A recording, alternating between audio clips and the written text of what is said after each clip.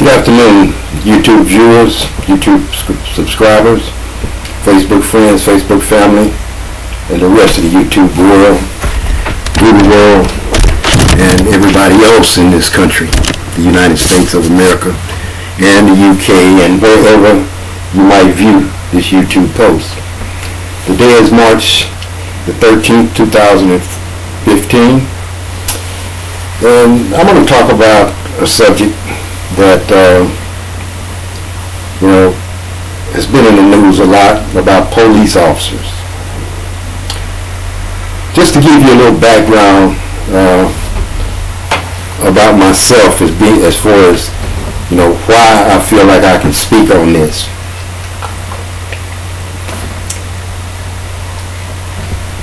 I'm a retired police officer, and like anybody else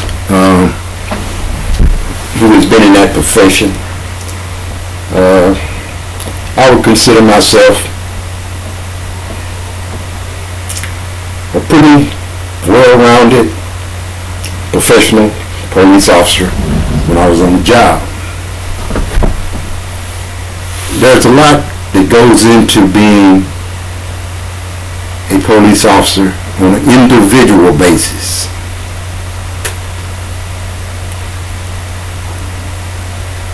You have to want to do the job, number one. It has to be more than a paycheck to you, or a means of taking care of your family.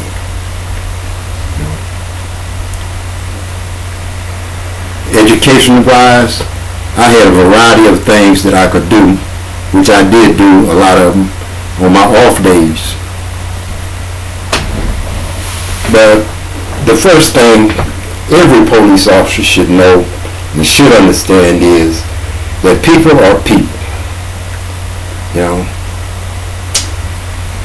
And much of my skills as a police officer was hinged on understanding people, understanding the diversity of the United States of America and how different cultures react to different situations.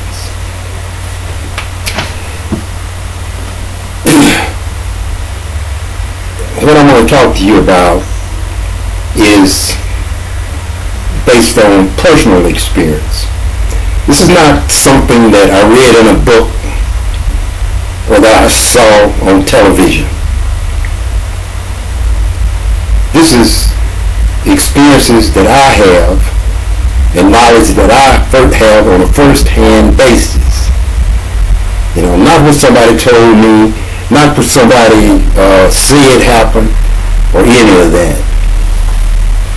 And this post is going to be pretty much about my community, my culture, my race of people when it comes to the police departments and the police officers.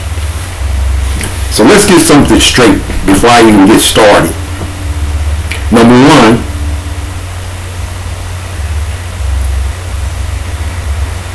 in my experiences, in my knowledge of Afro American communities, when it comes to the police, you wear that uniform, that badge, and you have that authority. Your race do not matter. Race do not matter. Now, going on a call for service in a black community, and I can't say this is every community in the United States, but these are experiences that I have had in my community and what I've learned from dealing with people in my community and some of the surrounding communities here where I live. And I live in Louisiana. Okay. Number one, you have to establish the fact that there are people within the Afro American communities who are anti-police, period. because of experiences with the police officers, or not because they've had an interaction with police officers, but because of what a family member said, or what a sibling said, or what their mama said, or their daddy said about the police. Okay? I know this firsthand because there are children in my community right now today that were not even born when some of the incidents that I've had with some of their siblings, parents, mothers, fathers, or whoever, that hate my guts. And I'm a retired person. They don't know me from Adam except for what their parents, sisters, brothers, aunties, or whoever may have told them. They are anti-police because they feel like they should be able to do any and everything that they want to do within the community without having to be held accountable for it. You know, tear up the stop signs, tear up the school sheds, you know, push over the stop signs, push over the signs, throw trash in the ditch, do whatever. That's how they feel. Sell drugs or whatever. You shouldn't be bothering them. Smoking on the corners. Nobody should say nothing to them. That's what they want to do. That's what they can do. That's why they are anti-police. They're not anti-police because the person did them something. You know, and people need to start trying to understand that. You know, each person should ask themselves a question. The biggest question that a person can ask themselves when they start saying they have a problem with the police. Now, you know, this is not about white and black. This is about police and Afro Americans. It's not about white and black. Understand that. It's not the race of the police officer that creates a problem. It's the authority, the uniform, the car, all of those things that people dislike because it's authority. It's the person that's going to put you in jail if they catch you violating a rule or write you a ticket or whatever. You know, and this has nothing to do with Ferguson. Push Ferguson out of this conversation. This is the black community's interaction between police officers.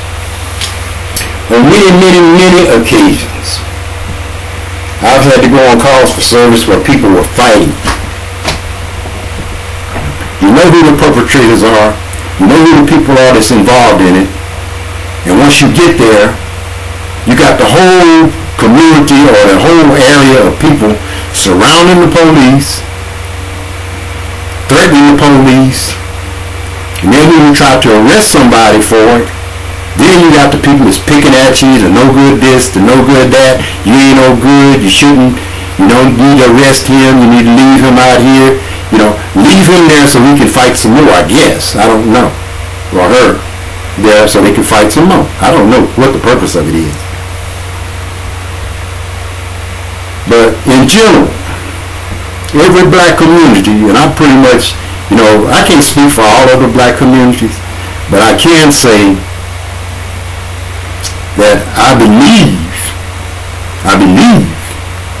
that in general, if one community acts this way, the next one is going to be acting the same way when it comes to police officers. People get it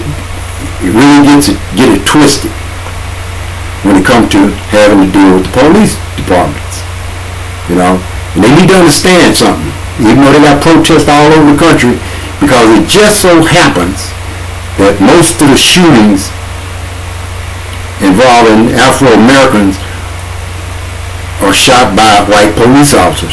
Number one, there are more white police officers than there are black. And why is it a lot of young black men won't be police officers? Peer pressure. Community peer pressure. They're either afraid that they're going to lose their friends, which they probably will because the majority of their friends are probably doing some drugs, smoking some marijuana, doing something, you know. So they pretty much going to lose their friends. Number two, fear. Fear that if they become a police officer, they may get hurt, may lose their life, may whatever. You know. Number three, education. Background. All of those things come into play. You know, there are people who is definitely qualified to be police officers, but for some reason or another, they won't do it. Either friends, education, or fear. That's the only way I can look at it. You know, I can't see any other reason that would stop you from getting a job, and it could be the pay. You know, police officers don't make a whole bunch of money in most places, but you know, they make a livable wage in general. You know, so people keep getting it all twisted about. You know, I keep hearing the politicians in these states where things are going on with the police. You know, you got to look at the makeup of the whole. You got to put the whole picture together to understand it. You know, a white police officer shoots a black man. Well, if a black man happened to shoot a black man, is anything said about that? Are there any protests about that? Why would a black man shoot another black man? A police officer shoot another black man. There are situations that will make you do that if you have to. And that's basically the police's job. You got to take care of yourself and the public. You know, my experiences as a police officer don't let me really understand how my own folks, my own people, my own Afro American culture, how they figure they can just hate the police for basically no reason. And that's a lot, that creates a lot of sentiment between the police and the communities, because you have so many Afro American people who are anti-police for no reason at all. Every police officer is not the same. You know, I worked as a community police officer. I worked to repair my image because I was a former narcotics officer. I worked to repair my image because narcotics and being a regular police officer is two different things. Two different areas of work and two different things. Understanding people. Number one. Understanding cultures and diversity. Number two. Being able to communicate and get people to calm down and do whatever. Afro-American communities have a tendency to distract everything, to blow it up, you know, to confuse it. And yep, I'll honestly say this out of my mouth, the truth. Many Afro-American people in the neighborhood, because of their dislike for police officers, will not tell the truth about what happens at an incident, because they want to protect the person that's involved in that incident from being locked up or whatever. You know, that can be proven over and over and over again if you listen to, analyze, and go through people's statements when something goes wrong in a community involving a police and an Afro American. You have to take a good, strong look at what's said, how it's said, and then you have to determine why it was said. I want to thank you for viewing this YouTube post. God bless you. God bless America. Ciao.